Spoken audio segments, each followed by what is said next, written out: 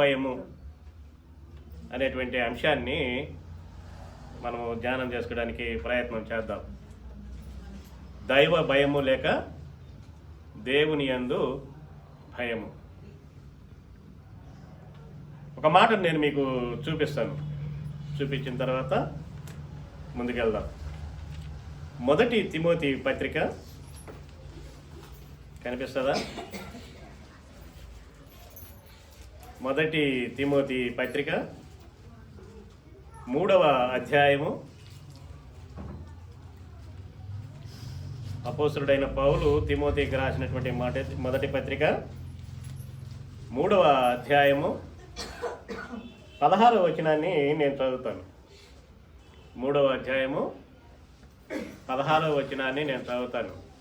మరి వాక్యాన్ని మీరు ఎంతమంది అర్థం చేసుకోగలరో నాకైతే తెలియదు, కానీ మరి సత్యాన్ని మనం నేర్చుకోవాలి. ఇదే భక్తిపరుడైనటువంటి పౌలు గారు చెబుతారు, ఇంకా ఎల్లకాలం మీరు చిన్నపిల్లలుగా ఉండి పాలు తాగుతారంటే కుదరదు. నేను వచ్చినప్పుడల్లా చెబుతుంటాను ఈ మాట. ఇంకా మీరు చిన్నపిల్లలుగా ఉండి పాలు తాగుతానంటే కుదరదు. దేవునిలో, భక్తిలో, భయంలో ముందుకు సాగుతూ మనం గట్టి పదార్థాన్ని తిని ప్రభు కోసం పనిచేయాలి. దేవుని కోసం మనము పనిచేయాలి. పనిచేసేవాడు ఏం తింటాడు? పాలు తాగిపోయి పని చేస్తాడా? పాలు తాగిపోయి పని చేయడు. సజ్జనం తింటాడు కావాలంటే గట్టి బలం ఇవ్వడానికి. మాంసం తింటాడు. కనుక మనం ఇంకా చిన్నపిల్లల్లాగా చిన్న చిన్న వాక్యాలు నేర్చుకోబాకండి. పెద్ద పెద్ద వాక్యాలు, మర్మాలైన వాక్యాలు మనకు కావాలని దేవుణ్ణి బ్రతిమాలాలి. ఎందుకంటే నేను చెప్పబోయే వాక్యము చాలా లోతుగా ఉంటుందని నేను భావిస్తున్నాను. కనుక మీరు అర్థం చేసుకుంటారని కూడా నేను గ్రహిస్తూ ఉన్నాను. ఈ 16వ వచనంలో నేను చదువుతున్నాను, వినండి. మొదటి తిమోతికి రాసిన పత్రిక 3వ అధ్యాయము 16వ వచనంలో ఇలా ఉంటుంది. నిరాక్షేపముగా దైవ భక్తిని కూర్చున్నటువంటి మర్మము గొప్పదై ఉన్నది. ఆయన శరీరుడుగా ప్రత్యక్షమయ్యాడు. ఆత్మ విషయమున నీతిపరుడని తీర్పు నొందెను. దేవదూతలకు కనబడెను. రక్షకుడని జనములో ప్రకటింపబడెను. లోకమందు నమ్మబడెను. ఆరోహణుడై తేజోమయుడయ్యను. ఈ వాక్యాన్ని తిమోతికి భక్తుడైనటువంటి పౌలు గారు చెప్పాడు. ఆయనకే చెప్పాడా? మనకు కూడా చెప్పాడా? మనకు కూడా చెప్పాడు. కనుక ఈ వాక్యము దేవుడు మనకు అర్థమయ్యేలాగా మాట్లాడాలని ప్రార్థన చేసుకుందాం. కళ్ళు మూసుకునండి, తల వంచండి, ఒకరి వైపు ఒకరు చూడకండి, ప్రార్థన చేయండి. ఈ మాటలు మన హృదయాలలో ఫలించాలని. ప్రేమ నమ్మకం గల మా ప్రియ పరలోకపు తండ్రి, జీవము గల దేవా, నీ పరిశుద్ధమైన ఉన్నతమైన పాదాలకు వందనాలు, స్తుతులు, స్తోత్రాలు చెల్లిస్తున్నాం. గడిచిన ప్రభు దినం నుంచి ఈ ప్రభు దినం వరకు మమ్మలను, మా కుటుంబాలను మీ రెక్కల చాటును భద్రపరిచి ఈ పరిశుద్ధులతో కలిసి నీ పరిశుద్ధ ఆలయంలో నా ప్రభా నిన్ను ఆరాధించుకునే భాగ్యాన్ని మాకు అనుగ్రహించినందుకే వందనాలు. గడిచిన కాలమంతా కూడా నా తండ్రి మమ్మలను కనికరించారు, కాపాడారు. ఈ ఆరాధన నా ప్రభా మీ ఆత్మ మా మధ్య సంచరిస్తుందని మేము నమ్ముచుంటుండగా చదవబడిన వాక్యము మా హృదయములలో గ్రహించుటకు, మీ మెలడైన స్వరమును వినుటకు మా హృదయాలను తెరవండి, మా చెవులను తెరవండి. మమ్మల్ని మీ సిలువ సాటును మరుగుపరుచుకొని మీరు మాకు ఇస్తున్నటువంటి ప్రతి మాట మా హృదయంలో ఫలించినట్లుగా సహాయం చేయమని, సాతాను బంధకముల నుంచి, సాతాను ఆటంకముల నుంచి మమ్మల్ని విడిపించి మీరే మహిమ, ఘనత, ప్రభావం పొందమని మా ప్రభువును రక్షకుడు అయిన యేసుక్రీస్తు పరిశుద్ధ నామమున ప్రార్థించి అడిగి వేడుకొనుచున్నాం మా పరమ తండ్రి, ఆమేన్.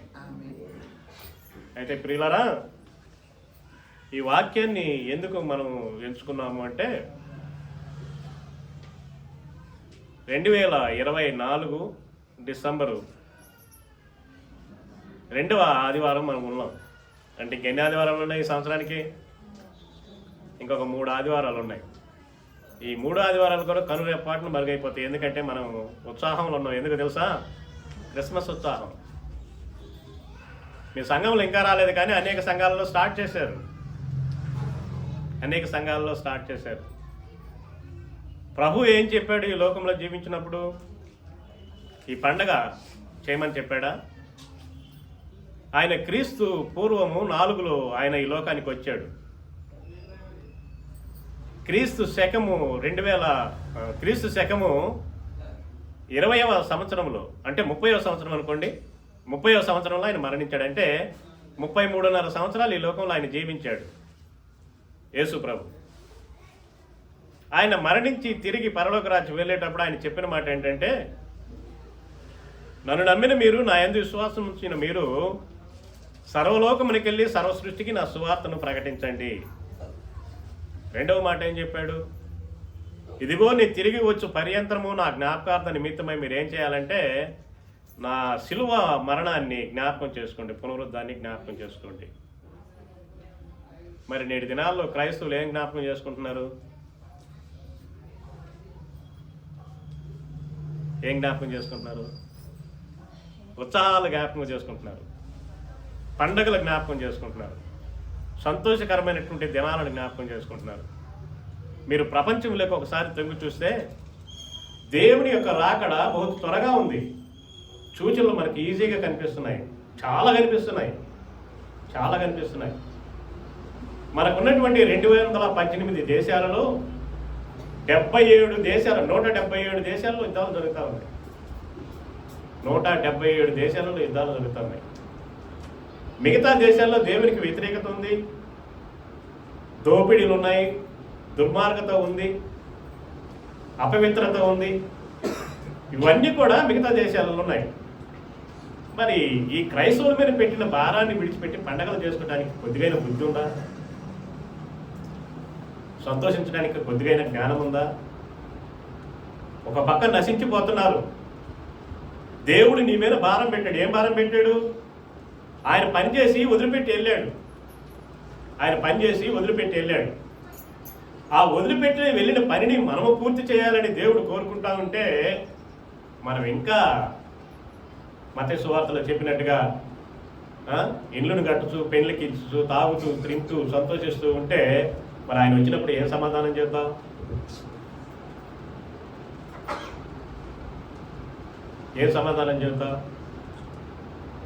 నేను అనుకుంటాను, బహుశా ఈ పౌలు గారు ఎందుకు ఈ మాట రాశారో తిమోతి అడిగి ఉండొచ్చామయ్యా, ఏం చెప్పాలి లోకంలోకి వెళ్ళి? ఏమని ప్రకటించాలంటే ఆయన క్లియర్గా చెబుతున్నాడు. ఏమని చెబుతున్నాడు? ఆయన వచ్చాడు, ఆయన సచ్చాడు, తిరిగి వెళ్ళాడు, ఆయన న్యాయ తీర్పులకి తీసుకెళ్ళడానికి తిరిగి రానయ్య ఉన్నాడని చెప్పమంటున్నాడు. చెప్పారా మరి ఎవరికన్నా? క్రైస్తవులుగా మనం, నేను ప్రతిసారి అడుగుతాను, క్రైస్తవత్వంలో నీ వయసు ఎంతో? మరి జ్ఞాపకం చేసుకుంటున్నావా? నీ వయసుకు తగినట్టుగా ప్రతిఫలం దేవునికి ఇస్తున్నావా? దేవుని సన్నిధానంలో నువ్వు పొందిన దీవెనకు తగినట్లుగా ఆయనకి ప్రతిఫలాన్ని ఇవ్వగలుగుతున్నావా? పౌలు గారు తిమోతికి చెబుతున్నారు. ఏమని చెబుతున్నారంటే, దేవుని గురించి ప్రకటించడానికి, లోకంలో క్రీస్తుని గురించి ప్రకటించడానికి ఏమీ నిరాక్షాపన లేదు, ఆక్షేపణ అనేది ఏమీ లేదు. రెండవ మాట ఏం చెబుతున్నాడంటే, దైవభక్తిని కూర్చున్నటువంటి మర్మము గొప్పదై ఉన్నది. మరి ఆ గొప్పతనాన్ని నేటి క్రైస్తవులు కనుగొంటున్నారా? ఆ గొప్పతనాన్ని నేటి క్రైస్తవులు అనుభవిస్తున్నారా? ఆయన అంటాడు, ఆయన శరీరుడిగా ప్రత్యక్షమయ్యాడు. అవలేదా? మరి నేటి దినాల్లో జరుపుకుంటున్న పండగ ఏంటి? క్రిస్మస్ పండుగ అంటే అర్థం ఏంటి? ఆయన శరీరుడిగా ఈ లోకానికి వచ్చాడని, ఆయన ఈ లోకంలో పుట్టాడని, ఆయన రెండవసారి రావడానికి, న్యాయ తీర్పులోకి తీసుకెళ్ళడానికి, సంఘాన్ని లేపుకొని తీసుకుపోవడానికి ఆయన తయారైతే వస్తూ ఉంటే, ఆయన రాకడ సమీపిస్తుంటే ఆయన ఇంకా ఉయ్యాల తొట్లేసి లోపాలని మనం చూస్తాం. ఆయన శరీరుడిగా ప్రత్యక్షమయ్యాడు, ఆత్మ విషయమున నీతిపరుడని తీర్పు పొందలేదా? శిలువ మరణానికి ముందు ఆయన జరిగినటువంటి తీర్పులు అన్నిటిలో కూడా ఈయన ఏ పాపము లేనివాడు, ఏ తప్పిదము చేయలేని వాడు, ఏ పాపము ఎరుగని వాడని తీర్పు పొందాడు. దేవదూతలకు కనబడ్డాడు చనిపోయి తిరిగి లేచి. ఆయన బాప్తిసం తీసుకునేటప్పుడు నేను చెప్తాను, ఈ వచనాలకు అన్నిటికీ కూడా మీకు నేను చూపిస్తాను, రుజువులు చూపిస్తాను. రక్షకుడని జనములు ప్రకటింపబడెను. మరి ఆ ప్రకటన రక్షకుడని, పాపులను రక్షించే దేవుడని ఆ ప్రకటన లేకపోతే మనము ఈ దినాన్ని ఇక్కడ కూర్చునేవారమా? ఈ క్రైస్తవ సంఘాలు ఇన్ని వెలిచాయా? క్రైస్తవులు ఇంతమంది ఉండేవాళ్ళ? చివరిగా ఆయన అంటాడు, ఆరోహణుడై తేజోమయుడయ్యను, ఆరోహణుడై తేజోమయుడయ్యను. ఈ 9 మాటలు దీంట్లో ఇమిడి ఉన్నాయి. 9 మాటలు దీంట్లో ఇమిడి ఉన్నాయి. ఈ 9 మాటల గురించి నేను మీకు బోధిస్తాను. ఈ 9 మాటల గురించి నేను మీకు చెప్తాను. దైవభక్తిని గురించినటువంటి రహస్యము, సత్యము చాలా గొప్పది. ఈ దైవభక్తిని గురించినటువంటి రహస్యము, ఈ సత్యము చాలా గొప్పది. ఆ గొప్పతనాన్ని మనము ఎరగక ఉన్నాం క్రైస్తవులు. ఇంకా చిన్నపిల్లలు చేస్తానని చేస్తా ఉన్నాం. ఇంకా దేవుని యొక్క గొప్పతనాన్ని ఎరగిన వారంగానే ముందుకు సాగిపోతూ ఉన్నాం. ఎంతకాలం అంటే దానికి ఏది లేదు, హద్దు లేదు, సాగుతూనే ఉంది. ఇది నిత్యత అంటే ఖచ్చితం. ఇది ఈ దైవభక్తులు కూర్చునేటువంటి మర్మం అనేది చాలా ఖచ్చితమైనది. మరి ఎంతమంది ఎరుగుతున్నారు ఈ మర్మాన్ని? ఇది ఖచ్చితమైన విషయం అని ఎవరు ఎరిగారు? ఎంతమంది ఎరిగారు? ఎంతమంది ఎరిగారు? చూడండి, దేవుడు శరీరంతో వెల్లడి అయ్యాడనేది ఆయన నిర్దోషి అని దేవుని ఆత్మ వల్ల నిర్ణయం అయింది. ఆయన ఏ పాపం ఎరిగిన వాడు నిర్దోషి అని దేవుడి ఆత్మనే ఈ లోకానికి వెల్లడిపరిచింది. అయితే ఆయనను దేవదూతలు చూచారు, ఆయనను జనాలలో ప్రకటించడం జరిగింది, ఆయనను లోకములో నమ్మడం జరిగింది, మహిమలో పైకి తీసుకుని వెళ్ళడం కూడా జరిగింది. ఇంతవరకు జరిగింది. నమ్ముతారా? నమ్మిన వారు హల్లెలూయా చెప్పండి. ఇంకొకసారి చెప్పండి, ఇంకోసారి గట్టిగా చెప్పండి, హల్లెలూయా హల్లెలూయా. మరి ఈ నమ్మకాన్ని మరి ఎందుకు మీరు లోకంలో చెప్పలేకపోతున్నారు? నమ్మారు కదా మీరు. ఆయన వచ్చాడు, పాపం లేనివాడు అన్నాడు, రక్షకుడు అయ్యాడు, మన కోసం సిలువ మీద మరణించాడు, తిరిగి తండ్రి యొద్దకు మనల్ని తీసుకెళ్తారని వాగ్దానం చేసి వెళ్ళాడు, తిరిగి రాబోతున్నాడు అనే మాటను మీరు లోకంలో ఎందుకు చెప్పలేకపోతున్నారంటే ఆడ క్వశ్చన్ మార్క్ ఏంటో తెలుసా? మనం నమ్మట్లేదని. ఈ గొప్ప సత్యాన్ని మనం నమ్మట్లేదని, మనం దాని ఎందుకు విశ్వసించట్లేదని మనకు తెలుస్తా ఉంది. వీళ్ళరా ఇంకా అనేక మంది దేవుని సువార్త మాకు వద్దు, మా ఊర్లోకి రావద్దు, మాకు ఆ రక్షణ అవసరం లేదని చెప్పి ఎదురు తిరిగి కొట్టేవాళ్ళు, చంపేవాళ్ళు చాలామంది ఉన్నారు. నేను భారతదేశంలో క్రైస్తవంలో ఉండేవారు అధికారిక ప్రకటన 100కు 2.5% అయితే అధికారికంగా కాకుండా ఉన్న పర్సెంట్ ఎంతంటే 5. 100 మందికి 2.5 మనిషి క్రైస్తవులుగా ఉన్నారు. మిగతా 97.5 మనిషి ఏమవ్వాలి? మిగతా 97.5 మనిషి ఏమవ్వాలి చూడండి. మరి యేసు ప్రభు నీకు నాకు చెప్పిన మాట ఏంటి? నిన్ను వారిని, నీ పొరుగు వారిని ప్రేమించండి. మేము ప్రేమించిన వాళ్ళైతే వారు చనిపోతూ నరకానికి పోతూ ఉంటే మీరు ఎట్లా సహించగలుగుతున్నారు? ఎలా సహించగలుగుతున్నారు?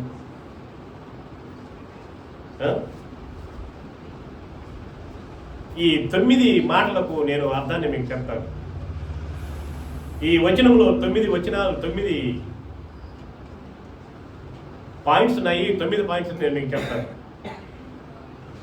ఈ 9 పాయింట్స్లో మొదటి పాయింట్ ఏంటంటే దైవభక్తి దేవునికి, సజీవుడైన దేవుని సంఘానికి సంబంధించినటువంటి బ్రతుకు. దైవభక్తి అనేది ఏంటి? దేవునికి, సజీవుడైన దేవుని సంఘానికి మధ్యగా ఉన్నటువంటి బ్రతికే దైవభక్తి. మొదటిది మనం అది చూసుకోవాలి. ఈ దైవభక్తి మనకుందా? ఈ దైవభక్తి ఎవరికి సంబంధించినదే ఉండాలి? సజీవుడైనటువంటి క్రీస్తుకు సంబంధించిన భక్తి అయి ఉండాలి. నామకార్థపు భక్తి కాదు, నామకార్థపు భక్తి కాదు. పౌలు గారు మాట్లాడుతున్నారు ఈ మాట. అదే ఈ దైవభక్తి ఎలా ఉండాలంట? సజీవుడైన క్రీస్తుకు, దేవుని సంఘానికి సంబంధించిన బ్రతుకును మనం బ్రతకాలి. క్రైస్తవుడు బ్రతుకుతున్నామా?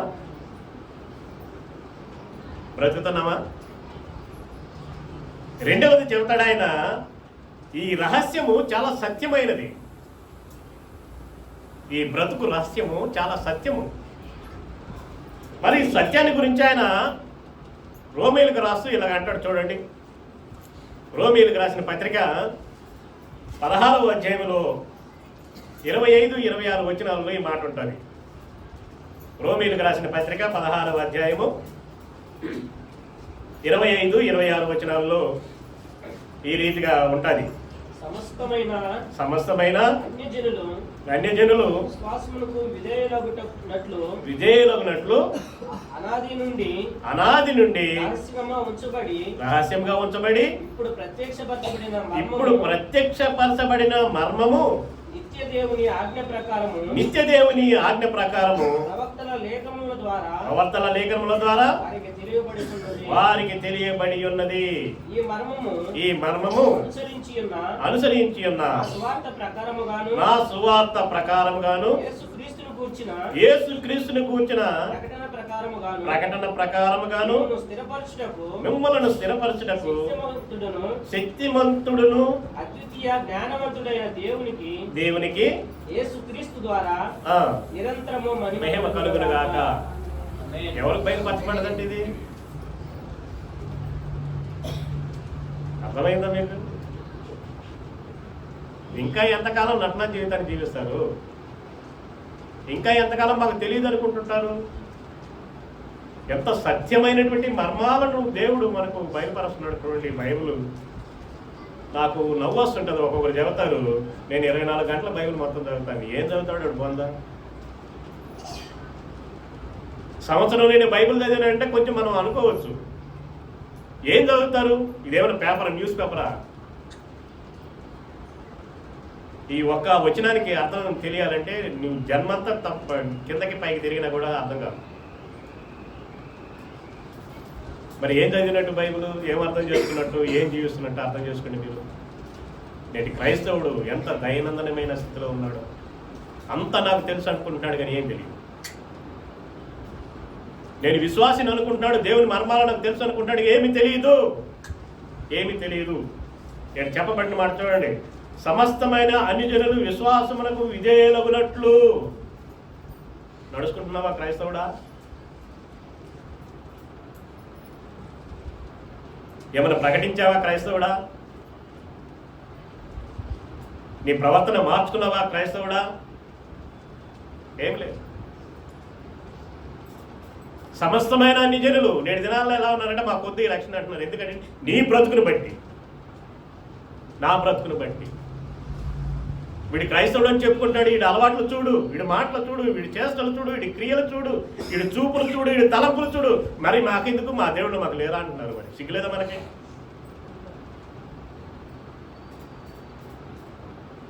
మరి ఏం నేర్చుకుంటున్నాం మనం? ఏం నేర్చుకుంటున్నాం మనం? ప్రింట్ ఇది చెరిపేసి చెరిగిపోయే వాక్యాలు కాదు ఇవి. సమస్తమైన అన్ని జనులు విశ్వాసములకు విధేయులగునట్లు అనాది నుండి రహస్యంగా ఉంచబడినటువంటి ఇప్పుడు ప్రత్యక్షపరచబడినటువంటి మర్మము నిత్యదేవుని ఆజ్ఞ ప్రకారము ప్రవర్తన లేఖనముల ద్వారా వారికి తెలుపబడి ఉన్నది. ఏంటిదా సత్యదేవుని ప్రాప్తం అంటే? మనం దూరమాడబోయే క్రీస్తుని గురించే. ఆ మర్మాన్ని ఎందుకు చెప్పట్లేదు? నీకు తెలిస్తే కదా నువ్వు చెప్పడానికి.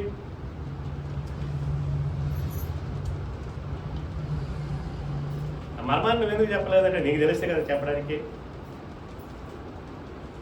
ఎఫెసీయులకు రాసిన పత్రిక 3వ అధ్యాయంలో ఏమంటాడు చూడండి ఈ పౌలు గారి. ఎఫెసీయులకు రాసిన పత్రిక 3వ అధ్యాయము 2 నుంచి 6 వచనాల్లో చూడగలిగితే మనము, నాకు కొంత సమయం అయింది ఈరోజు. ఎఫెసీయులకు రాసిన పత్రిక 3వ అధ్యాయము 2వ వచనం నుంచి 6వ వచనం వరకు నేను చదువుతాను, చూడండి. మీ కొరకు నాకు అనుగ్రహింపబడిన దేవుని కృప విషయమై ఏర్పాటును, అంటే కింద అంటున్నాడు గృహ నిర్వాహకత్వాన్ని గూర్చి మీరు విన్నారు. ఎట్లనగా క్రీస్తు మర్మము దేవ దర్శనములను నాకు తెలియపరచబడినదను సంగతిని గురించి మునుపు సంక్షేమంగా రాసితిని. మీరు దాన్ని చదివిన ఎడల దానిని బట్టి క్రీస్తు మర్మమును గురించి నాకు కలిగినటువంటి జ్ఞానం గ్రహించుకొనగలరు.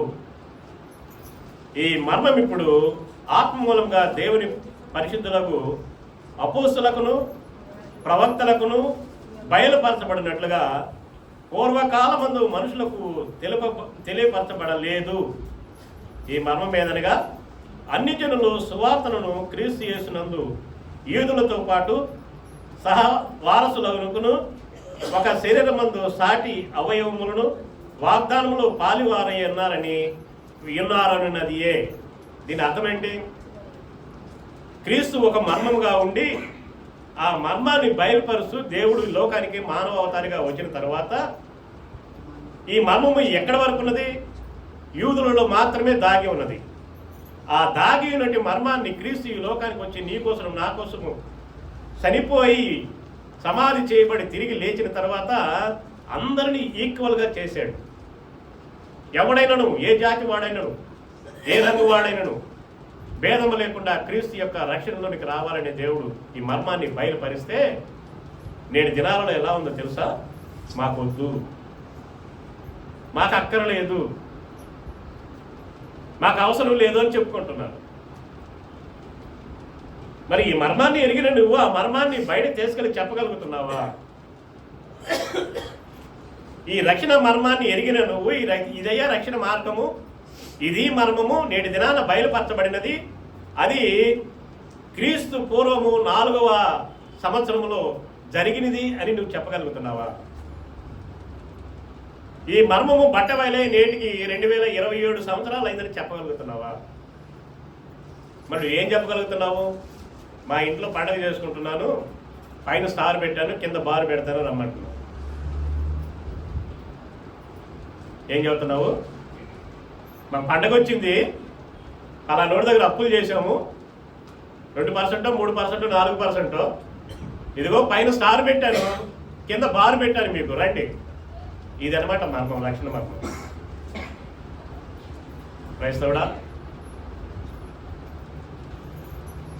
క్రైస్తవురాలా, ఏం చదువుతున్నావు?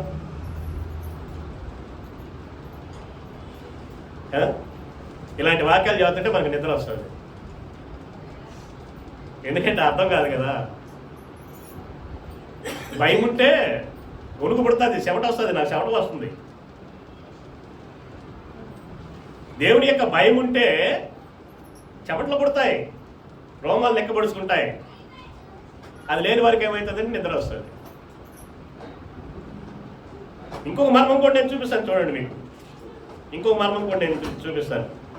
కొలసీయులకు రాసిన పత్రిక 1వ అధ్యాయం మీరు రాసుకోండి, చదవండి. ఒకవేళ మీకు చదువు రాకపోతే మీ పిల్లల చేత చదివించుకోండి.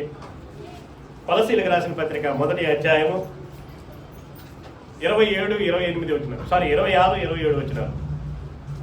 26, 27 వచ్చినారు. ఏమని రాయబడిందంటే, మరుగు చేయబడి ఉన్న మర్మమును సంపూర్ణంగా ప్రకటించుటకును మీ నిమిత్తము నాకు అప్పగింపబడిన దేవుని ఏర్పాటు ప్రకారము నేను ఆ సంఘమునకు పరిచారకుడనైతిని. మర్మం మెరిగిన నీవు ఏమవ్వాలి? పరిచారకుడివి, పరిచారకురాలివి కావాలి. పౌలు గారు చెబుతున్నారు, సంఘానికి నేను పరిచారకుడయ్యాను. ఏ సంఘం అది? మన సంఘం కాదు, సార్వత్రిక సంఘం. దేవుడు ఏర్పాటు చేసుకున్న ప్రపంచం అంతట్లోకి ఏక సంఘమైనటువంటి పెళ్లి కుమార్తెగా కాబోతున్నటువంటి ఆ సంఘానికి నేను పరిచారకుడిని. మరి నువ్వెవరికి పరిచారకుడివి? నువ్వెవరికి పరిచారకురాలివి? ఎవరికి పరిచారకులు, ఎవరికి పరిచారకురాలు మీరు? నేను చెబుతున్నాడు ఆ మాట చూడండి ఎంత భయంకరంగా ఉందో. మరుగు చేయబడిన మర్మమును సంపూర్ణంగా ప్రకటించుటకు మీ నిమిత్తము నాకు అప్పగింపబడిన దేవుని ఏర్పాటు ప్రకారము నేను సంఘములకు పరిచారకుడినైతిని. అనుజనులలో ఈ మర్మం యొక్క మహిమైశ్వర్యము ఎట్టిదో అది అనగా మీ అందున్న క్రీస్తు మహిమ నిరీక్షణే ఉన్నాడను సంగతిని దేవుడు తన పరిశుద్ధులకు తెలియపరచగోరి ఇప్పుడు ఆ మర్మమును వారికి బయలుపరిచెను. మొదట ఎవరికి బయలుపరిచాడు? ఇప్పుడు ఎవరికి బయలుపరిచాడు? మొదట తన ప్రజలకు బయలుపరిచాడు, ఇప్పుడు అనుజనులు అందరికి కూడా బయలుపరిచాడు. ఈ బయలుపరిచిన మర్మాలను నువ్వు ఎరిగినట్లయితే నువ్వేం చేయాలి? పరిచారం చేయాలి. దేవుని యొక్క పరిచారం చేయాలి. చేయగలుగుతున్నావా?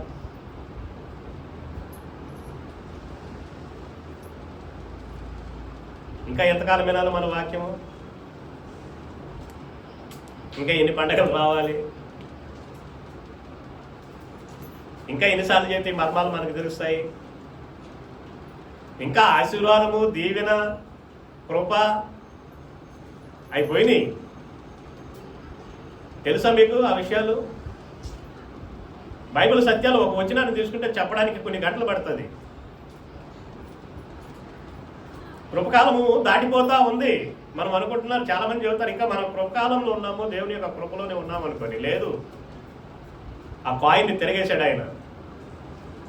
ఆ కాయిన్ ఒక పక్క కృపకాలం అయితే రెండో పక్క ఏముంటుందంటే హింసకాలము రాబోతా ఉంది. వచ్చింది ఆల్రెడీ, మనం గ్రహించట్లేదు. సూచనలు కనిపిస్తూ ఉన్నాయి కానీ మనం వింటం లేదు.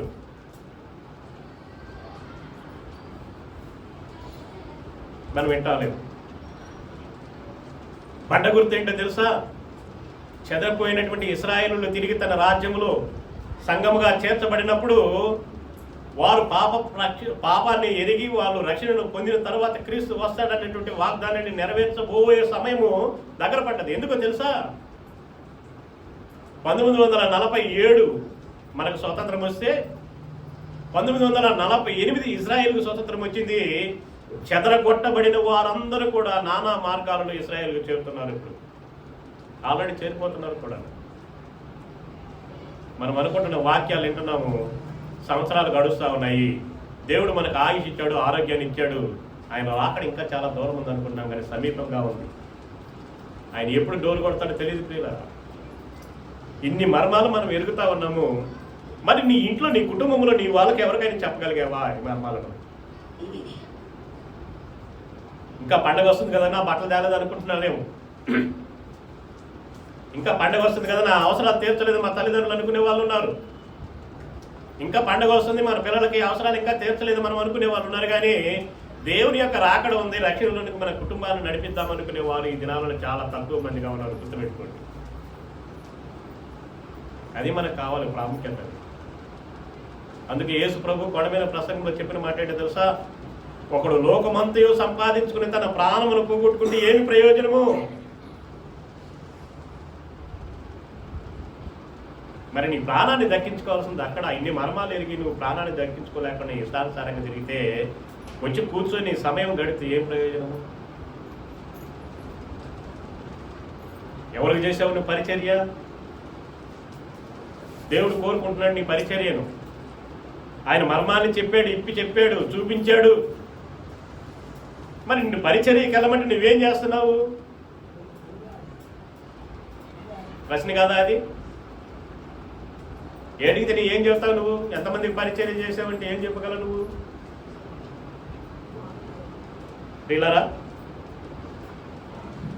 చూడండి, ఈ మాటలు నేను చెప్పిన మాటలన్నీ కూడా కొత్త నిబంధనలో దీని అర్థం ఏమిటంటే, దేవుడు విశుద్ధపరిచిన కానీ మనుషులకు అది తెలియ సత్యం కాలేదు. దేవుడు విశుద్ధపరిచాడు, లోకానికి వచ్చాడు, శరీరధారిగా వచ్చాడు, రాకూడని స్థలానికి వచ్చాడు, పొందకూడని హింసను పొందాడు, మరణాన్ని జయించాడు, మరణపు మూలను విరిచాడు, తండ్రి యొద్దకు వెళుతున్నాడు, మీకు సత్యాన్ని నేర్పించాడు, విశ్వాసాన్ని పెంపొందింప చేయమన్నాడు, నా గురించి లోకానికి ప్రకటించండి అని చెప్పాడు. ఆ పని భారాన్ని మన మీద పెట్టాడు. మనం దుప్పటి కప్పుకొని నిద్రపోతాం. మరి ఎందుకు నువ్వు విశ్వసించడం? ఏ ప్రయోజనం? మన పిల్లల్ని కాలేజీకో స్కూల్కో పంపుతా ఉన్నాము, సంవత్సరం అంతా ఫీజులు కడుతున్నాము, ఆయన రాకపోకలకు బండి ఏర్పాటు చేశాము, మంచి భోజనం ఇంట్లో అమ్మగారు వండి పెట్టి పంపిస్తూ ఉన్నారు, వాడి ఖర్చులకు అన్ని కూడా మనం సహాయం చేస్తూ ఉన్నాము, వాడికి ఏ కొదువు లేకుండా చేస్తున్నాము. వాడు ఎగ్జామ్ వచ్చేసరికి ఫెయిల్ అయిపోయాడు, ఏం ప్రయోజనం చెప్పండి? ఎంత బాధ అనిపిస్తుంది నీకు? ఎంత కృంగిపోతావు నువ్వు? ఎంత కృంగిపోతావు నువ్వు? ఎంత అవమానం అని పాలిస్తావు నువ్వు? ఇక్కడ ప్రజలలో నీకు అవమానం కలిగింది చిన్న విషయానికి. ఈ సంవత్సరం కాబట్టి వచ్చే సంవత్సరం రాసి పాస్ అవుతాడు వాడు. మరి ఈ అవమానం రేపు క్రీస్తు సన్నిధానంలో ఆయన న్యాయపీఠం దగ్గర నీకు జరగబోతుంది. మరి నువ్వు భరిస్తావా? భరించగలవా? తట్టుకోగలవా? చిచి, నీ ప్రదేశం ఇది కాదు, ఎల్లు అక్కడికి పాతాళంకి నేను నెట్టేస్తుంటే అప్పుడు నీ బ్రతికేంటి? నీ అవమానం ఏంటి? నీ చుట్టుపక్కల ఉన్నారంటే అబ్బాయి ఏం వేషాలు వేసాడరా బైబిల్ సంకలు పెట్టుకుని ఇల్లు, ఏం ఎగిరెగిరి సప్పట్లు కొట్టారా ఇల్లు కూడా మనతో వస్తున్నారు చూడండి రోయ్. వాళ్ళు ఎక్కడ పెట్టుకోవాలి అప్పుడు? మరి మర్మం నీకు తెలియదా అంటే తెలుసు. దేవుడు ఈ లోకానికి ఎందుకు వచ్చాడు తెలుసా అంటే తెలుసు. మరి ఇతరులకు చెప్పావంటే చెప్పలేదు. మరి తెలిసి ఎందుకు చెప్పలేదని దేవుడు ప్రశ్నిస్తే దానికి సమాధానం ఏముంటుంది మన దగ్గర? ఏముండదు. బహుశా చెబుతారమయ్యా, నన్ను తీసుకెళ్లి భారతదేశంలో తెలుగు రాష్ట్రాల్లో పడేసావు, అక్కడ నీ మాట చెబుతుంటే మమ్మల్ని కొట్టుతున్నారు, మమ్మల్ని తిడుతున్నారు, మమ్మల్ని తరిమేస్తున్నారు, అందుకే చెప్పలేదయ్యా అంటే ఊరుకుంటాడు దేవుడు? ఆయన ముందే కొటేషన్ ఇచ్చాడు కదా, నన్ను వెంబడించేవారు నా సిలువనెత్తుకొని వెంబడించాలి. సిలువ ఏంటి? శ్రమ, సిలువ హింస, సిలువ బాధ, సిలువ మరణము. మరి సహించలేనప్పుడు ఎందుకు వచ్చావు? ఈ మర్మాన్ని దేవుడు పౌలు ద్వారా నీకు నాకు బయలుపరిచాడు. దానికంటే ముందు క్రీస్తు ద్వారా, క్రీస్తు పుట్టుక ద్వారా, క్రీస్తు ఈ లోకానికి రావడం ద్వారా నీకు నాకు బయలుపరిచాడు. ఆ మర్మాన్ని మనం లోకానికి చెప్పాలి. కొత్త బట్టలు ముఖ్యం కాదు, ఇంటికి సున్నాలు ముఖ్యం కాదు, డెకరేషన్ ముఖ్యం కాదు, స్నేహితులను ఇంట్లోకి పిలవడం ముఖ్యం కాదు, మంచి భోజనాలు వండుకొని తినడం ముఖ్యం కాదు. మర్మం మెరిగిన నువ్వు ఆ మర్మాన్ని లోకానికి ప్రకటించాలి. మొదటి పాయింట్.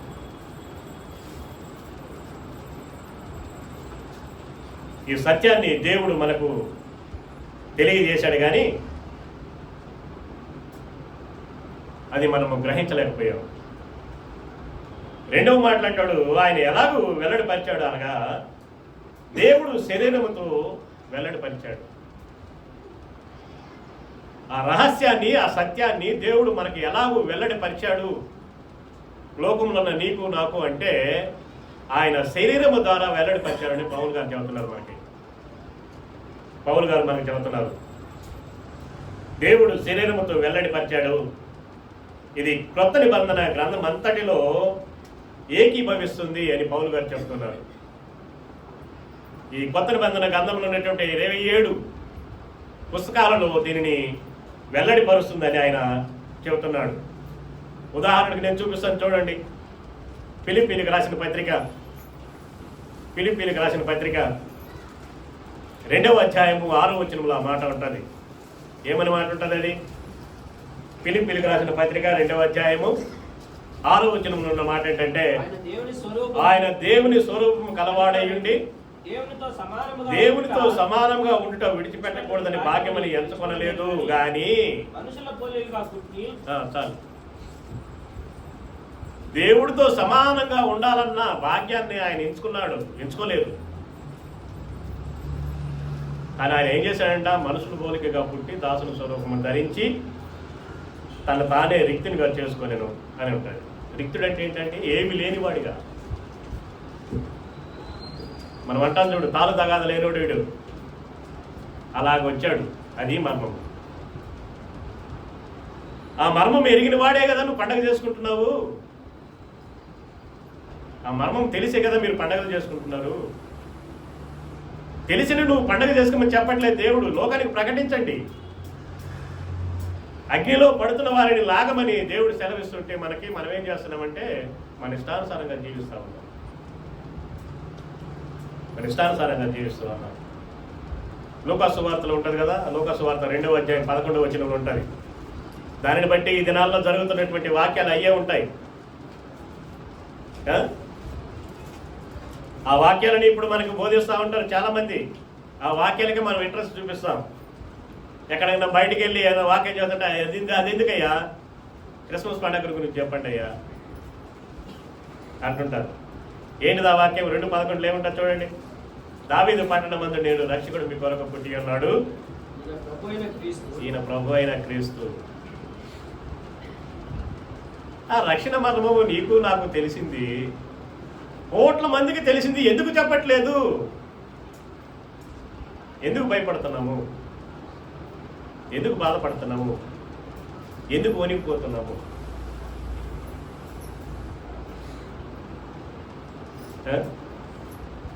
చాలా మంది అనుకుంటుండొచ్చు ఏదో పండగ చేసుకున్నాను మేము అనుకుంటే ఈడేది ఎట్లా చెప్తున్నాడు అనుకుంటే పర్లేదు, నాకేం కాదు. ఆయన శరీరంతో వెల్లడిపరిచాడు. శరీరం అంటే ఏంటి? శరీరం అంటే ఏంటి కూడా నేను చూపిస్తాను చూడండి. హెబ్రీలకు రాసిన పత్రికలో ఉంటుంది అన్నమాట. మీకు ఇది చెప్పడానికే నేను ఈరోజు వచ్చాను. 2వ అధ్యాయము, హెబ్రీలకు రాసిన పత్రిక 2వ అధ్యాయము 14వ వచనం. శరీరం అంటే ఏంటి? మీరు చెప్పాలిగా, ఆయన శరీరధారుడిగా ఈ లోకానికి వచ్చాడంటే శరీరం అంటే ఏంటరా బాబు అంటే వింటున్నారా? ఏంటిది శరీరం అంటే?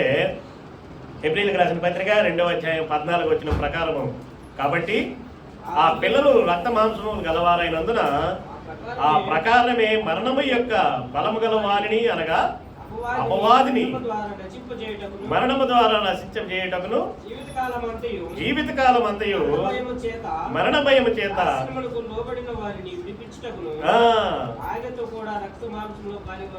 ఆయన కూడా రక్త మాంసములలో పాలివాడాయను. దేవుడు మహిమా స్వరూపి, ఆయనకి రక్త మాంసం ఉండదు.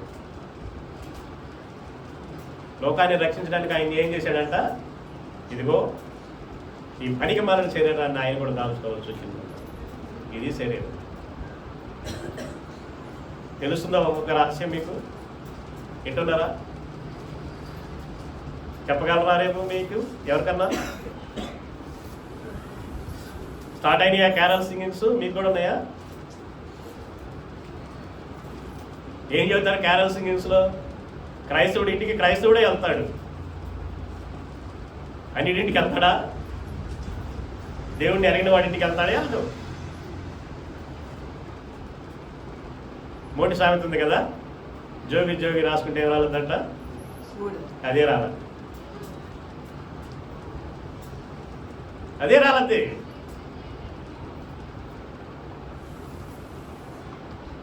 మహిమ శరీరాన్ని విడిచి పనికి మాలిన శరీరాన్ని ఆయన ధరించవలసిన కారణం ఏంటంటే ఆ రహస్యాన్ని, దైవ రహస్యాన్ని వెల్లడిపరచడానికి ఆయన ఈ లోకానికి వచ్చాడు.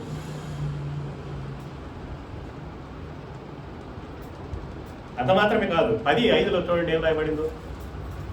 హెబ్రీలకు రాసిన పత్రిక 10వ అధ్యాయం 5వ వచనంలో చూడండి ఏం రాయబడిందో. కాబట్టి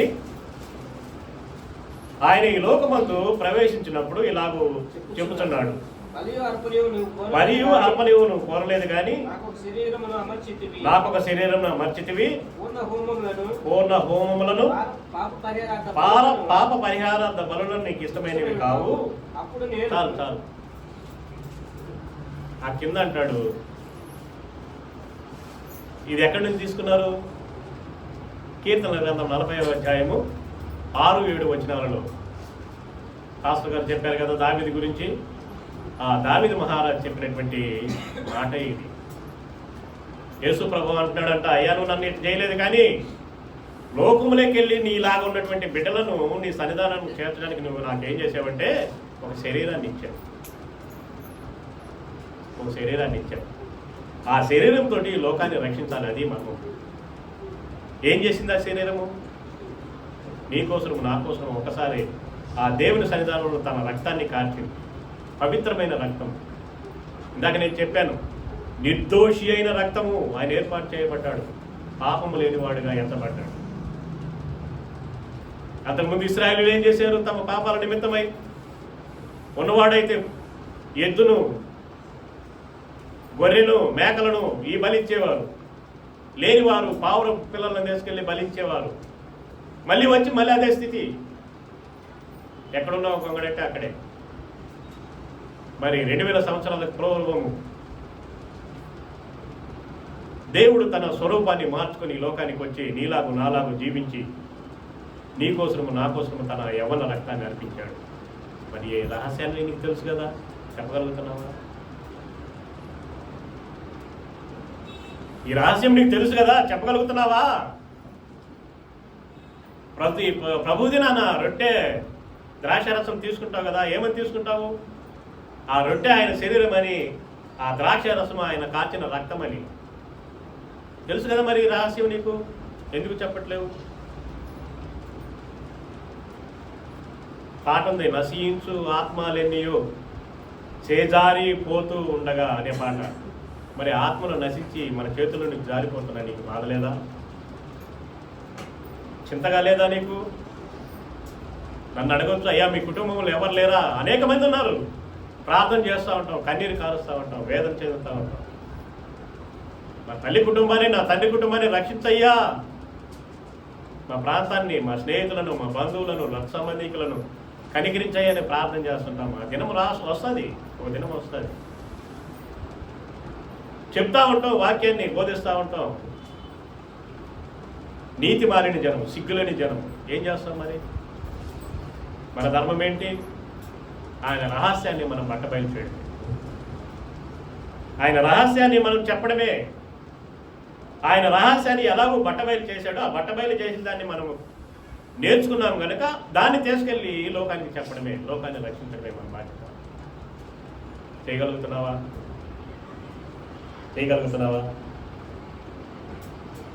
సరే. రెండవది మనం ఇక్కడ చూస్తే ఆ శరీరంలో ఆత్మ కూడా ఉంది. ఆ శరీరంలో ఆత్మ కూడా ఉంది. ఈ నిర్దోషము అని దేవుని ఆత్మ వలన నిర్ణయించబడింది. ఈ లోకానికి వచ్చినటువంటి శరీరం దాల్చినటువంటి దేవుడు నిర్దోషి, పాపం లేనివాడని ఆత్మ వెల్లడి చేశాడు. మనకు తెలుసు ఆ విషయాలు. ఎలా వెల్లడి చేశాడు? మత్తయి సువార్త 3:16 తెలుసు కదా, తీయండి ఒకసారి. ఏమని రాయబడింది మత్తయి సువార్త 3:16లో?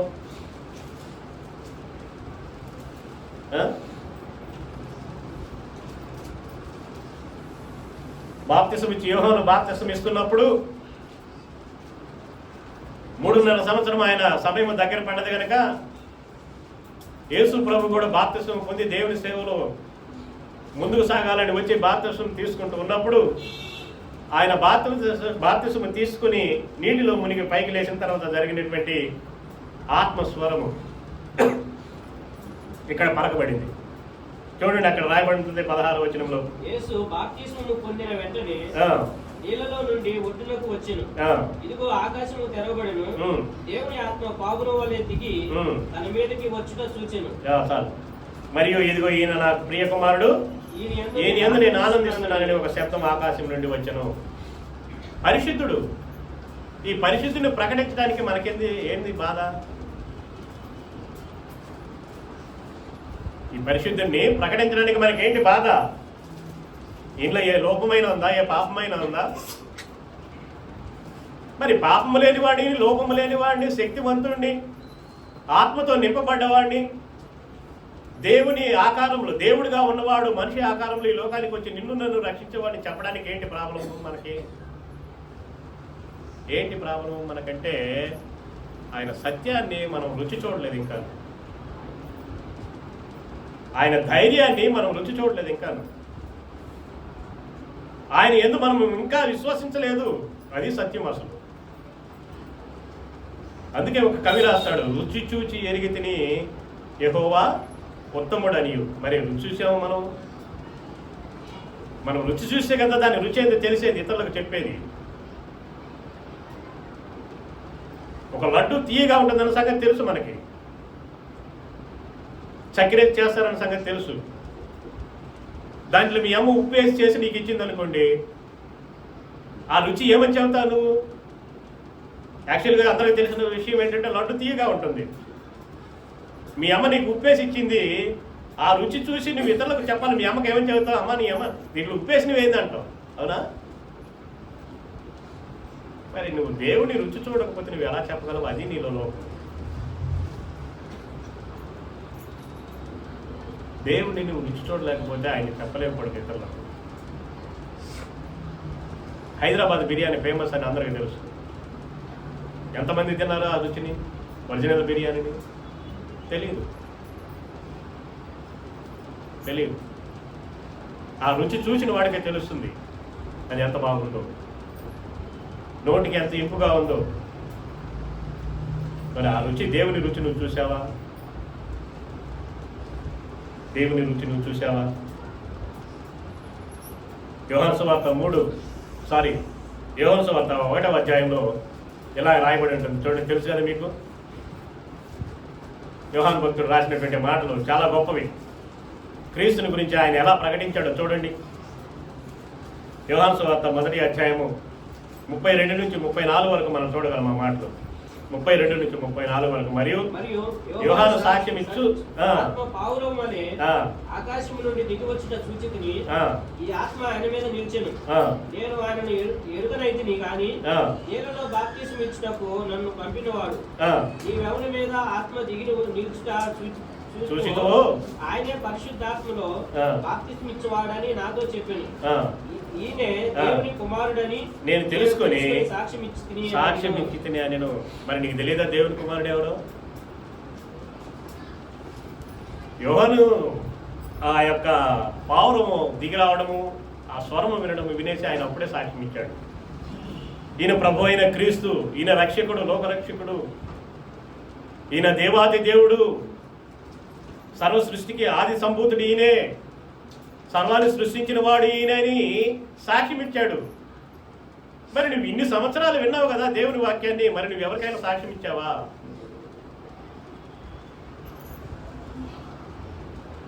చెప్పండి.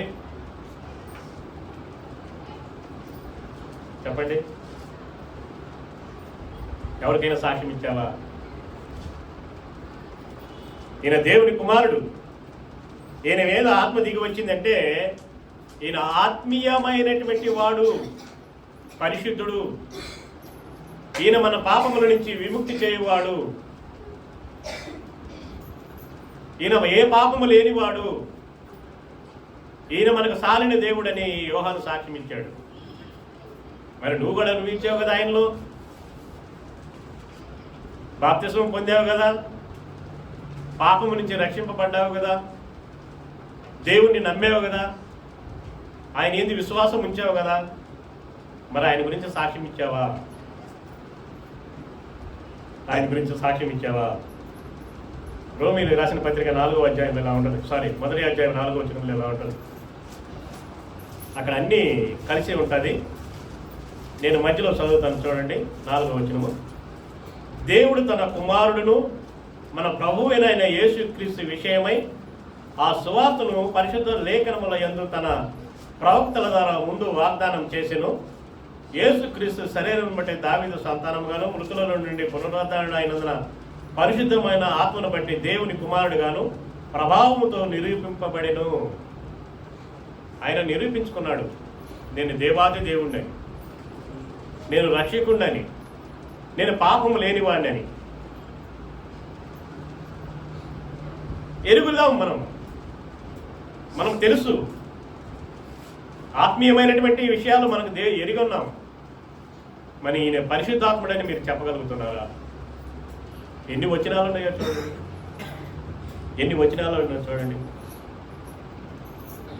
చూడండి. ఇక్కడ మనం చూడవలసింది ఏంటంటే, క్రీస్తు జీవితంలోనూ పునర్జీవితంలోనూ ఆయన పవిత్రుడని, మచ్చలేని దేవుని కుమారుడని, దేవుని ఆత్మ అని ఈ వచనాల ద్వారా వెల్లడి చేయబడతా ఉంది. మళ్ళీ నేను చెప్తున్నాను చూడండి. ఈయన శిలువ మీద మరణించి సమాధి చేయబడి మరణాన్ని గెలిచి తిరిగి లేచిన తరువాత ఆయన జీవితంలో మనం ఏం నేర్చుకోవాలంటే, ఆయన పునర్జీవితంలో మనం ఎరగవలసింది ఏంటంటే, ఆయన పవిత్రుడని, మచ్చలేని దేవుని కుమారుడని, దేవుని ఆత్మను వెల్లడి చేశాడని మనం నేర్చుకోవాలి. మరి నేర్చుకున్నావా? ఇంకా ఆయన మీద అనుమానం, ఇంకా ఆయన మీద అనుమానం. నీ గాయాలలో వేలు పెట్టి చూస్తే కానీ నేను నమ్మనండి తన శిష్యుడు చెప్పినట్టుగా. మరి దేవుడు ఏమన్నాడు? చూసి నువ్వు నమ్మేవారు అయ్యా, చూడక నమ్మిన వారు ధన్యులు అన్నాడు. ఆ ధన్యతను మనం పోగొట్టుకుంటున్నాం. ఇంకా మనం నమ్మట్లేదు ఆయన్ని. నమ్మినట్లయితే చెప్తాం. ఆన్లైన్లో నువ్వు ఒక వస్తువు కొన్నావు, ఆ కొన్న వస్తువును నువ్వు వాడుతున్నావు, మీ ఇంటికి ఎవరో వచ్చారు చూడడానికి, ఆ వస్తువుని గురించి అడిగితే ఆ పనికిమాలిన వస్తువు గురించి 100 సార్లు చెబుతావు. ప్రమోట్ చేస్తావు నువ్వు నీకు తెలియకుండానే. మరి నిన్ను రక్షించిన క్రీస్తుని జీవించి చెప్పడానికి నీకెందుకు భయం? నీ పాపము నుంచి విముక్తి చేసినటువంటి క్రీస్తుని గురించి చెప్పడానికి నీకెందుకు సిగ్గు? పరలోక రాజ్యంలోనికి స్థానాన్ని అనుగ్రహించిన వాడి గురించి చెప్పడానికి నీకెందుకు ఆలోచన? ఇంకా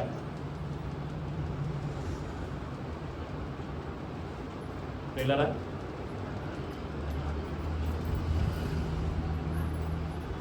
మరి మనం నేర్చుకున్నాం అక్కడ దేవదూతలు కూడా సాక్ష్యం ఇచ్చారు, ఈయన పరిశుద్ధుడు, దేవుని కుమారుడు, దేవుడు అని.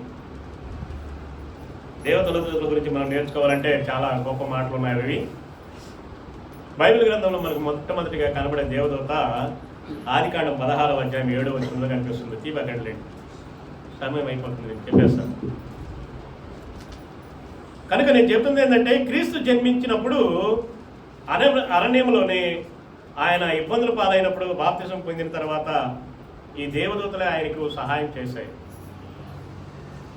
క్రీస్తు జన్మించినప్పుడు ఆ జన్మ ప్రకటనని చెప్పిన వారు దేవదూతలే. గొల్లలకు చెప్పారు, నీలాంటి నాలాంటి వాళ్ళకి అందరికీ చెప్పింది కూడా ఆ దేవదూతలనే మనం అనుకోవాలి. ఎవరు చెప్పారు గొల్లలకి? దేవదూత వచ్చింది. నేర్చుకుంటూ ఉంటాం మనం ఈ పాఠాలన్నీ కూడా. బాప్తిసం పొందిన తర్వాత అరణ్యంలోకి కొనుక్కోబడ్డాడు 40 దినాలు. ఎవరు సేవ చేశారు? దేవదూతలు సేవ చేశారు ఆయనకి. దేవదూతలు సేవ చేశారు ఆయనకి. మృత్యుంజయ లేచినప్పుడు ఆ సమాధి రాయిని దొర్లించింది ఎవరు? దేవదూతలే. చివరిగా ఆయన ఆకాశంలోనికి ఆరోహణుడు అయ్యేటప్పుడు ఎవరున్నారు ఆయనతో అంటే దేవదూతలే. మరి నమ్ముతున్నావా? దేవదూతలు ఈయన గురించి సాక్ష్యం ఇచ్చారంటే నమ్ముతున్నావా? ఒక్క వచనం మనం చదివింది. ఈ ఒక్క వచనంలో ఎన్ని రహస్యాలు దాగి ఉన్నాయో చూడండి. ఆ ఒక్క వచనంలో ఎన్ని రహస్యాలు దాగి ఉన్నాయో చూడండి. నేను అనుకుంటాను, బహుశా తిమోతి అడుగుండొచ్చు, ఎట్లా ప్రకటించాలయ్యా లోకంలో క్రీస్తుని గురించి, దేవుని గురించి అని అడుగుండొచ్చాము. ఇన్ని రహస్యాలు పౌలు గారు తిమోతికి చెప్పారు, నీకు నాకు చెప్పారు, లోకానికి చెప్తామన్నారు. మరి ఈ రహస్యాలన్నీ మరుగునే ఉన్నాయిగా. మరుగున్నాయా, బయటకున్నాయా? వెల్లడించబడ్డాయి, కానీ మనం గ్రహించట్లేదు. ఈ రహస్యాలన్నీ కూడా తెరిచిపెట్టున్నాయి, కానీ మనం చదవట్లేదు వాటిని, మనం చూడట్లేదు వాటిని, మనం గ్రహించుకోవట్లేదు వాటిని మనం అనుభవించుకోవట్లేదు.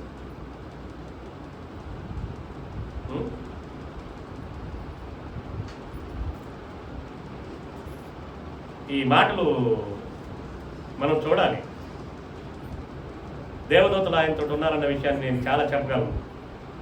లూకాసు వార్తలో 2వ అధ్యాయం 9 నుంచి 15లో ఉంటుంది, గొర్రెలు కాపరి కనిపించింది. మార్క్స్ వార్త 1:13లో కూడా అరణ్యంలో ఆయన తిరుగుతా 40 రోజులు ఉన్నప్పుడు ఆ పరిచర్యలు వాళ్ళు ఉన్నారన్న విషయాన్ని కూడా తెలియజేస్తుంటుంది. మత్తయి వార్త 28:5లో మనం చూసినట్లయితే భయంకరమైన మాట ఉంటుంది. అపోస్తల కార్యముల గ్రంథం 1వ అధ్యాయం 11-10 వచనాల్లో కూడా ఉంటుంది దేవదూతల గురించి. హెబ్రీయుల రాసిన పత్రిక 1వ అధ్యాయం 6వ వచనంలో కూడా దేవదూతల గురించి ప్రకటిస్తూ ఉంటారు. రాసి పెట్టుకోవాలి, మీ అన్ని కూడా అండర్లైన్ చేసుకోండి. సరే, నేటి దినాల్లో జరగబోయేటువంటి విషయాన్ని నేను మీకు చెప్తాను, వినండి. ఏం జరగబోతుంది? జనాలలో ఏముంది యేసుక్రీస్తు గురించి లేకపోతే దేవుని గురించి అంటే, మత్తయి సువార్త 28వ అధ్యాయం తీయండి. నేను చాలా మాటలు చెప్పాను. దేవ భక్తిని గురించి చెప్పాను, దేవుని యొక్క సత్యం యొక్క రహస్యాన్ని చెప్పాము, తర్వాత దేవుని శరీరముతోటి ఆయన సత్యాన్ని వెల్లడిపరిచాడని చెప్పాము, శరీరం అంటే ఏంటో చూపించాను, ఆత్మ అంటే ఏంటో చూపించాను, ఆయనకి దేవదూతలు పరిచారం చేశారని కూడా చూపించాను. చివరికి మనుషుల యొక్క ప్రభావం ఏంటో చూడండి. ఇక్కడ మత్తయి సువార్త 28వ అధ్యాయము 18-19 వచనాలలో ఆయన ఈ రీతిగా చెప్పాడు. ఏమని చెప్పాడు? యేసు వారి వద్దకు వచ్చి పరలోకమందును భూమి మీదను నాకు సర్వాధికారం ఇయ్యబడి ఉన్నది, కాబట్టి మీరు వెళ్ళి కుమారుని యొక్కయు పరిశుద్ధాత్మ యొక్కయు నామములో వారిని బాప్తిస్మం ఇచ్చుచు. చాలమ్మా, మరి చేస్తున్నామా? ఇప్పుడు చెప్పండి, రహస్యాలన్నీ తెలుసు కదా మనకి. సరే, ఇంతవరకు మీరు వినలేదు అనుకోండి, ఈరోజు విన్నారు కదా, దేవుని యొక్క మర్మం ఎరిగారు కదా, మరి ప్రకటిస్తారా దేవుని సువార్త? ప్రకటిస్తారా? ఈయన ఏమంటున్నాడు? ఆ గొప్ప మాట వినాలి మీరు. ఈ వచనం మీద మరొకసారి మీకు వాక్యాన్ని నేను చెప్తాను. కేవలం ఈ వచనం మాత్రం మీద గుర్తుపెట్టుకోండి. ఈసారి నేను వచ్చినప్పుడు ఈ వచనం మీదే మీకు వాక్యాన్ని చెప్తాను. ఏం మాట అది? అయితే యేసు అన్నాడు, వారి యొద్దకు వచ్చి పరలోకమందును భూమి మీదను నాకు సర్వాధికారం ఇయ్యబడి ఉన్నది. ఒకవేళ ఈ లోకంలో ఆయనకి అధికారం లేక ఆయన చంపేశారేమో, ఈ లోకంలో ఆయనకు సపోర్ట్ లేక ఆయన ఒంటరివాడు ఎన్నందుకు ఆయన చంపేశారేమో, ఆ మరణాన్ని జయించడం ద్వారా ఆయన సర్వాధికారాన్ని కలిగి ఉన్నాడు. ఈ లోకంలోనే కాదు ప్రియులారా, పరలోక రాజ్యంలో కూడా ఆయన సర్వాధికారం కలిగి ఉన్నాడు. కనుక ఆయన ఏమన్నాడు? నేను నా తండ్రి యొద్దకు వెళ్తున్నాను, మీరు నాతో ఉండేటట్టుగా ఆడ స్థలాన్ని సిద్ధపడతాను, ఒకవేళ లేకపోతే నేను స్థలం సిద్ధం చేస్తాను, మరలా వచ్చి చెప్తానంటాడు. మరి అధికారం లేకపోతే ఎలాగంటాడు? ఇంట్లో నీ కుమారునికి స్నేహితుడు ఉన్నాడు, ఆ స్నేహితుడిని వాళ్ళ ఇంట్లోకి భోజనానికి పిలవాలంటే ఆ ఇంట్లో వాడికి అధికారం ఉంటేనే కదా, అవునా? ఈ పూట మా ఇంట్లోకి రారా భోజనం చేద్దామని చెప్పడానికి ఆ అధికారం ఆ కుమారుడికి ఉంటేనే కదా, లేకపోతే ఎందుకు చెబుతాడు? మరి ఈ అధికారం గల దేవుడిని, సర్వలోకానికి అధికారం గల దేవుడిని ప్రకటించడానికి మనం ఎందుకు వినియోగిస్తూ ఉన్నాం పిల్లరా? పండగ మాత్రం చేసుకుంటాం, పండగ మాత్రం చేసుకుంటాం. మనకి ఎందుకు వెన్నీళ్ళు చేస్తున్నాము? ఎఫెసీయులకు రాసిన పత్రికలో ఈ రీతికి చెబుతున్నాడు చూడండి. ఎఫెసీయులకు రాసిన పత్రిక 3వ అధ్యాయము 8-9 వచనాలలో అపోస్తలుడైనటువంటి పౌలు గారు ఎఫెసీ సంఘానికి ఈ రీతిగా రాస్తా ఉన్నాడు. 3 దేవుడు మన ప్రభువైన యేసుక్రీస్తునందు చేసిన నిత్య సంకల్పము చొప్పున పరలోకములో ప్రధానులకును అధికారులకును సంఘము ద్వారా తన యొక్క నానా విధమైన జ్ఞానము ఇప్పుడు తెలియబడవలెనని ఉద్దేశించి శోధింప సఖ్యము కాని క్రీస్తు ఐశ్వర్యమును అన్యజనులలో ప్రకటించుటకును సమస్తమును సృష్టించిన దేవుని యందు పూర్వకాలము నుండి మరుగయ్యున్న ఈ మర్మమును గూర్చి ఏర్పాటు ఎట్టిదో అందరికి తెలియపరచుటకును పరిశుద్ధులందరిలో అల్పుడైన నన్ను నాకు ఈ కృప అనుగ్రహించెను. ఆ కృపను వెతుకు పొందుకోకూడదు. పౌలు గారు చెబుతున్న మాట ఇది. ఆయన రహస్యాన్ని, ఆయన మర్మాన్ని లోకానికి ప్రకటించడానికి అల్పుడైన నన్ను దేవుడు ఎందుకున్నాడు అని చెప్తున్నాడు ఆయన. మరి నిన్నెందుకు ఎన్నుకోకూడదు? నన్ను ఎందుకు ఎన్నుకోకూడదు? ఎందుకున్నాడన్న భావము నీకు ఎందుకు రావట్లేదు? మరి ఎన్నుకున్నాడన్న భావము నీకెందుకు రావట్లేదు? మరి వినండమ్మా, అయిపోయింది. 2-3 వచనాలు చెప్పేసి నేను ముగిస్తాను. చాలా ఉన్నాయి కానీ టైం అవుతుంది కాబట్టి నేను ముగిస్తాను. 2-3 వచనాలు చెప్పి ముగిస్తాను. ఎన్నుకోబడ్డ సంఖ్యలో నువ్వు కూడా ఉన్నావు, కానీ నువ్వు నిర్లక్ష్యం చేస్తున్నావు. మరి నువ్వు బుద్ధి లేని కన్యకో బుద్ధి గల కన్యకో అర్థం చేసుకోవు. బుద్ధి గల కన్యక ఏం చేసింది? దేవుడి కోసం ఎదురు చూసింది, ఆయన కోసం ఆర్పాటించి పాడింది, ఆయనతో కలిసి వెళ్ళిపోయింది. బుద్ధి లేని కన్యక ఏం చేసింది? పడుకొని నిద్రపోయింది. ఇద్దరు పెళ్లి విధికి పిలువబడ్డవారే, ఇద్దరు పెళ్లి విధికి పిలువబడ్డవారే. మరి ఈ దినాన పౌలు ఎన్నుకోబడ్డాను, నేను అల్పమైన వాడిని అని చెప్పుకుంటూ ఉన్నాడు. ఆ అల్పమైన జనాంగంలో నువ్వు కూడా ఉన్నావు. మరి నువ్వు ఎందుకు వెళ్ళట్లేదంటే నీ నిర్లక్ష్యత.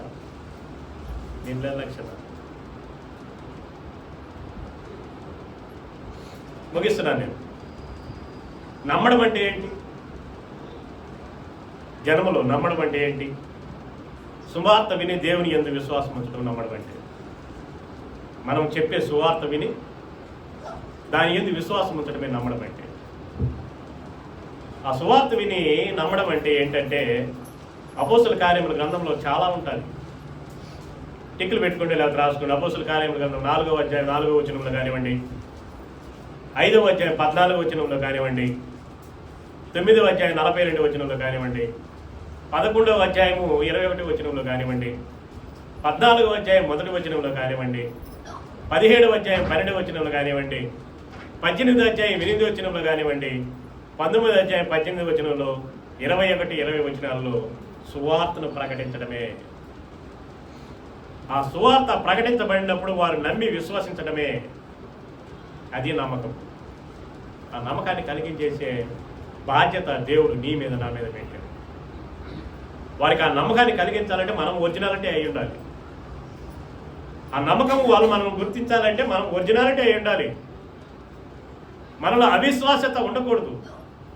మనం విశ్వసించి మనం ఇతరులకు ప్రకటించినప్పుడు మనం ప్రకటించే ఆ ప్రకటనను వాళ్ళు గ్రహించి నమ్మాలి. నమ్మేటట్టుగా మన ప్రవర్తన ఉండాలి. ఉందా క్రైస్తవుడా? ఆ విశ్వాసత నీకుందా? చివరికి నేను చెప్తున్నాను, మహిమలో ఏంటిది? మహిమలో అంటే పరలోకమునకు ఎక్కిపోవడం. పరలోకమునకు ఎక్కిపోవడం ఏంటిది? పరలోకమునకు ఎక్కిపోవడం అంటే నేను ఒక వచనం చూపించేసి ముగిస్తాను. కాకపోతే లూకాసు వార్త 24వ అధ్యాయంలో ఈ రీతిగా రాయబడి ఉంటారు. చూడండి, ముగిస్తాను నేను. ఇంకొక రెండు మాటలు చెప్పి నేను ముగిస్తాను. లూకాసు వార్త 24వ అధ్యాయము. అందుకే నేను ముందు చెప్పాను, నాకు సమయం అండి ఈరోజు. లూకాసు వార్త 24వ అధ్యాయము 51వ వచనంలో ఈ రీతిగా రాయబడి ఉంటుంది. చూడండి, ఏం రాయబడింది అక్కడ? వారిని ఆశీర్వదించుండగా ఆయన వాళ్ళ నుండి ప్రత్యేకింపబడి పరలోకమునకు ఆరోహణమయ్యను. చూడండి, చాలు చాలు చాలు. ఆ ఆరోహణము నీకు కావాలన్నా వద్దా చెప్పండి? ఆ ఆరోహణము నీకు కావాలంటే లోకములో నువ్వు ప్రత్యేకించబడి ఉండాలి. ఉన్నావా?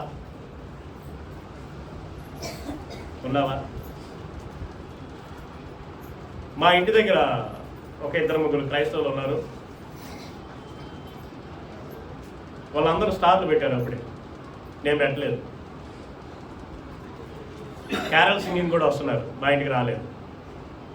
మా వాచ్మెన్ భార్య మమ్మల్ని అడుగుతుంది, అయ్యా మీరేది ప్రత్యేకించి ఉన్నారు? అదే మా ప్రత్యేకత. నువ్వు పరలోక రాజ్యం చేరాలంటే లోకంలో నువ్వు ప్రత్యేకించబడి ఉండాలి. ఉన్నావా? దేవుని ప్రశ్న. నువ్వు ప్రత్యేకించబడి ఉన్నప్పుడే నిన్ను కొనిపోగలడు దేవుడు. ఆ ప్రత్యేకత లేకుండా నువ్వు గంపలో ఉన్నావో గుంపులో ఉన్నావో తెలియకుండా ఉంటే మరి నిన్ను గుర్తించేది ఎట్లా? పిల్లరా, ఎఫెసీయులకు రాసిన పత్రిక చివరి మాట చెప్పేసి నేను ముగిస్తాను. చూడండి, ఎఫెసీయులకు రాసిన పత్రిక 1వ అధ్యాయము చివరి మాట నేను చెప్పి ముగిస్తాను. 20-21 వచనంలో ఈ రీతిగా రాయబడి ఉంటుంది. నేను చదువుతున్నాను, చూడండి. ఎఫెసీయులకు రాసిన పత్రిక 1వ అధ్యాయము 20వ వచనము 21వ వచనంలో ఈ రీతి రాయబడి, ఆయన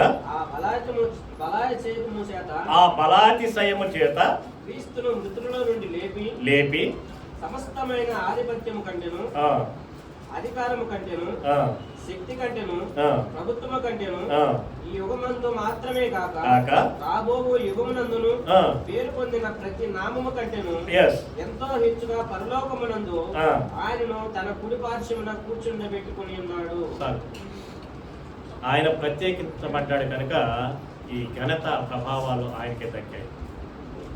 వీళ్ళరా క్రైస్తవులారా, మరి ఒకసారి నేను చెబుతున్నాను, లోకములో మీరు కూడా ప్రత్యేకించబడి ఉన్నట్లయితే క్రీస్తును ప్రకటించేవారుగా, ఆయన మర్మము ఎరిగిన వారుగా ఆ మర్మాన్ని లోకాన్ని ప్రకటించుకుంటూ నీ వంతులో నువ్వు సాగిపోతున్నట్లయితే పరలోక రాజ్యంలో నీకు కూడా ఈ ధన్యత కలుగుతుంది. ఈ ధన్యత కలగాలని కోరుకుంటూ ఆయన కృపకై మనం ఎదురు చూస్తూ నా మాటలు ముగిస్తున్నాను. దేవుడి మాటలు దీవించి ఆశీర్వదించును గాక. ఆమేన్.